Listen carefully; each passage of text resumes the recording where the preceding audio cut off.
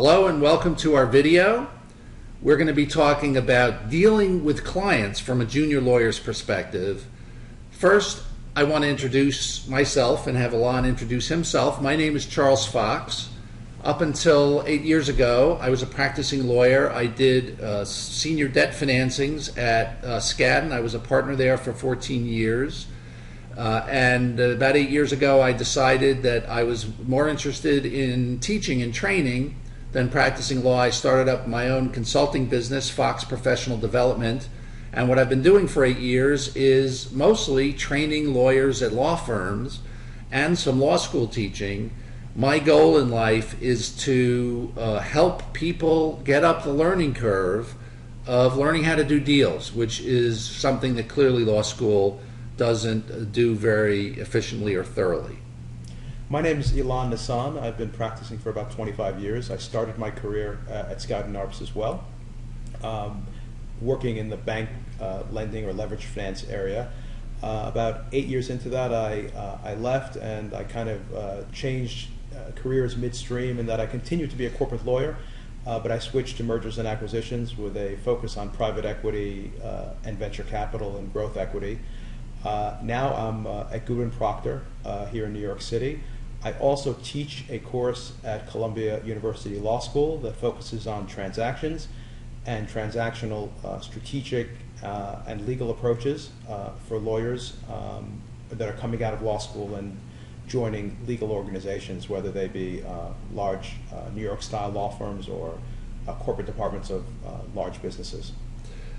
One of the things I miss most, or the thing I do miss most about practicing law, is mentoring and helping associates. And I want to point out that Alon was one of the associates that I hope that I did a good job of doing that with, because Alon was a first year at Skadden when I was a senior associate, and over the years we worked on many deals together, and I saw him develop his skills.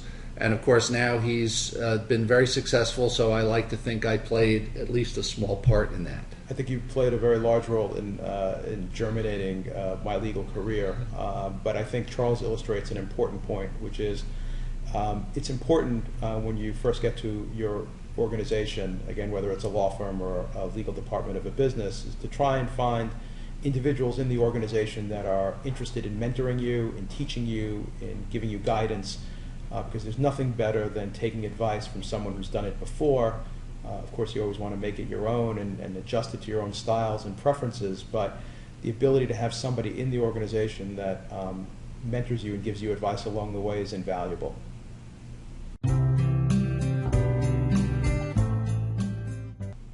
So the threshold issue on this topic is, who is your client? And it can be a little bit confusing because we use the term client in two different ways. Most often when we say, I sent an email to the client, or I was talking to the client, or I gave this advice to the client, we're talking about human beings, the people that we're interacting with. But it's very important to always be aware of the fact that those people, in most cases, are not technically, or from a legal or ethical standpoint, your clients. You are going to, for the most part, be representing businesses or organizations. Those are your clients. And the human beings you're interacting with are representatives or employees or officers of the organization, but those people technically are not your clients. So it's always important to keep that distinction in mind, because a lot of people confuse the two. And the interests typically don't diverge. It's more often than not the case that the individuals who are working or representing the legal client are acting in the interests of that client, but sometimes they do.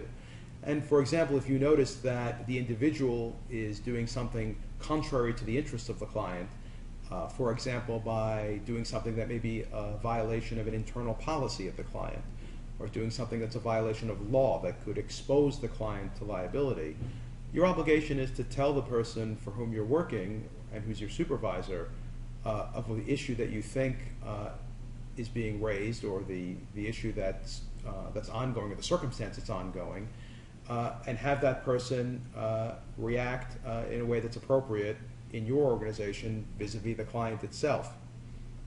And this highlights something that is actually really good news for you.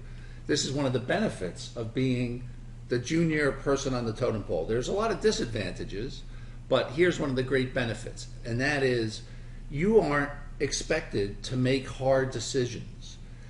Your sole responsibility in a circumstance like this one is to tell the more senior person at your firm or company about the problem, and then it becomes their problem. You might still be involved, but you are not the one who's going to have to make the tough calls or have the tough conversations. And of course that's going to change over time as you get more senior, but at least initially your job, if you see a problem, is to identify it and bring it up to someone else's attention.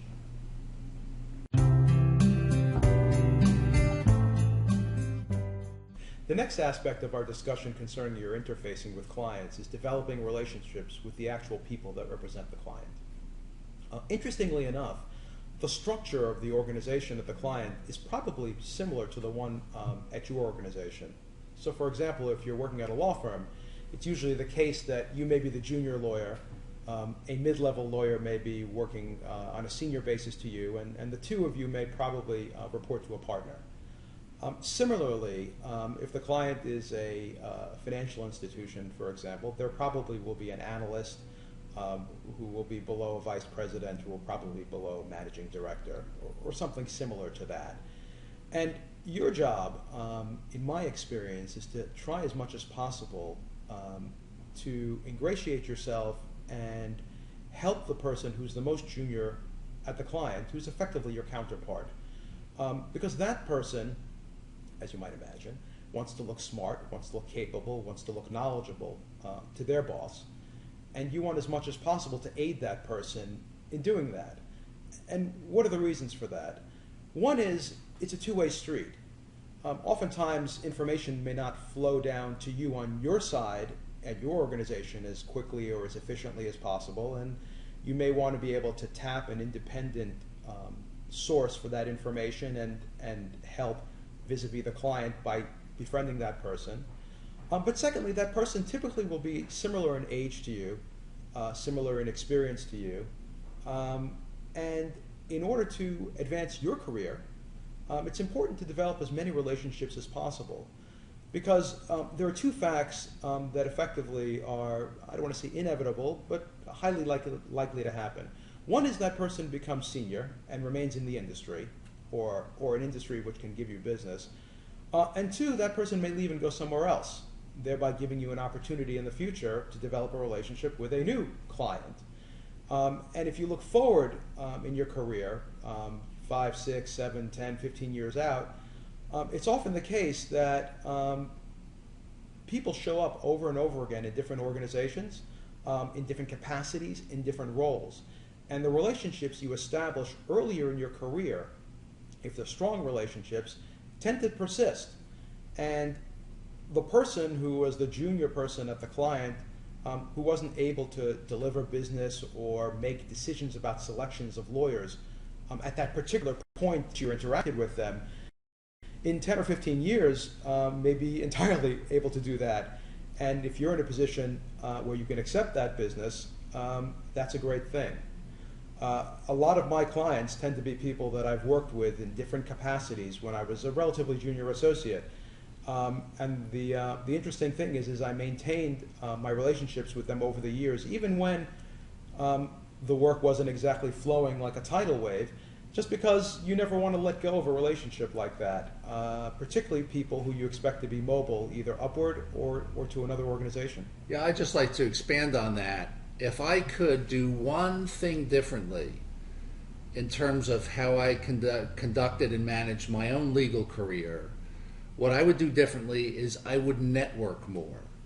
I tended to sit at my desk and grind the work out, and I did very well by doing that, but I neglected developing a good network for many, many, many years. And developing a network is like saving money. the earlier you start, even if it's in small ways, it compounds. And what your goal needs to be, not only for developing business, but for lots of other reasons as well, is after 10 years of being a professional, you want to have a lot of people that you know and have a good network that you can call on and who can call on you in turn. So you want to start that early. Don't neglect that aspect of your own personal career development. Yeah, I by focusing on the delivery of business, I was being a little bit myopic. Developing that network, which can start as early as your very first deal at the law firm, could yield results in many different ways. It can yield results in your future employment. It could yield benefits in hiring people in the future. It can yield results in maintaining relationships with people that can help you understand transactions, give you strategic advice, give you advice that's industry specific, all by virtue of the fact that you started a relationship with them years back and were smart enough to maintain it over the years. And let me just add one further point, which is not only do you want to develop relationships with people outside of your firm or organization, you want to take some effort to get to know and develop relationships with people inside your organization. So if you're at a law firm and you're working as an M&A lawyer, get to know the tax lawyer, get to know the real estate lawyer, get to know people who are doing finance. You can help each other by giving each other information and some education in your practice areas, and those people could also go in different places, and in the future you can do favors for each other. So don't neglect that part of it as well. Yeah, to be candid, a lot of my clients are people that used to work with me, used to work for me, I used to work for, all up and down the chain. So when you're thinking about your career in the future and your interaction with clients, don't just think of clients as the organization represented by the people that are put in front of you on the deal for which you've been assigned. Think about all the possible people that you're interacting with at the law firm and outside the law firm, all as potentially future clients or future relationships that could turn into clients.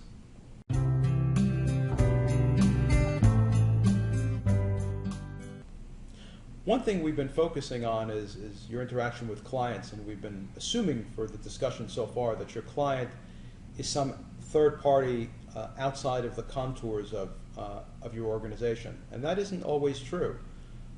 Oftentimes, your client, particularly as a junior lawyer, is the senior lawyer for whom you're working, and let me explain.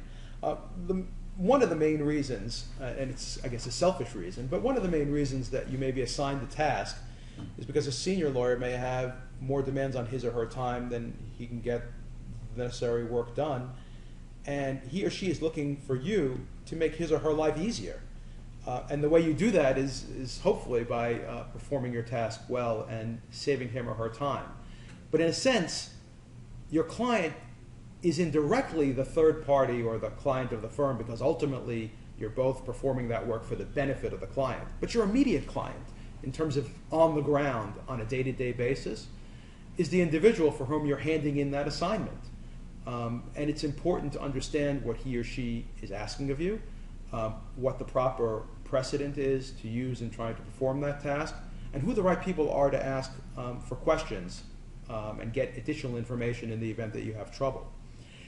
In addition, in some of the specialty areas that you may find yourself in the law firm, like tax, for example, or employee benefits or environmental, those areas tend to have, in many cases, their own independent third-party clients. But more often than not, in a lot of law firms, those areas of specialty tend to spend a lot of their time advising the people that are working on M&A transactions or leverage loan financings or other large transactions with an aspect of the transaction that may be small, but at the same time oftentimes is very critical to the success of the transaction. So for example, if there's a acquisition transaction in which a company is being purchased and there's a significant tax or environmental issue, the tax or the environmental lawyers will have a fair amount of input and analysis as to how to structure the transaction and what language to put into the document. But on the ground, those specialty lawyers, the tax and environmental lawyers, will be interfacing internally with other lawyers in the firm, like the leveraged finance lawyers or the mergers and acquisitions lawyers, and providing them advice so that those lawyers, the M&A and the leveraged finance lawyers, can in turn advise the third-party client. So it's important to realize who your client is, not just in terms of it being the third party in the outside organization, but on the ground and on a day-to-day basis, who's actually the beneficiary of your advice. And as a junior lawyer, one of your tasks is to make sure that you're keeping busy. And the way you keep busy is by getting work. Who do you get work from? You get work from these internal clients. If you do a good job working for a fourth-year associate on a matter, they're going to ask you to do work for them again. So not only do you need to think of them as your client from a service perspective, you're really, in a way, getting business from them. And it's a paradigm that you will eventually transfer to getting business from outside clients, but keep it in mind, because keeping busy is critical for your success and also your development. It's interesting because, again, these organizations, people tend to talk about their experiences with relatively junior people relatively quickly. And if the experience that someone had with you is good, you'll get repeat calls from that person, and word will soon get out in the organization that you're responsible, you're diligent, you pay great attention to detail, whatever good thing that person may have said about you. But if that starts going around the organization, you'll start getting calls from people who you never heard of, and your internal clientele, if you will greatly expand. And again, like Charles pointed out, your goal is to be busy because that's the best way to learn and advance your career. So all this has a pretty big effect on your advancement as a junior lawyer. You always want to be the person that gets the call. You don't want to be the person that's somebody's second or third choice in the event that their primary choice was unavailable. And I'd like to end this with one quick point, which is when I was practicing, I would put associates into two categories. The ones who when they showed up at my door, I knew my life was about to get easier, and those, when they showed up at my door, I knew my life was about to get harder. You want to be in the first category.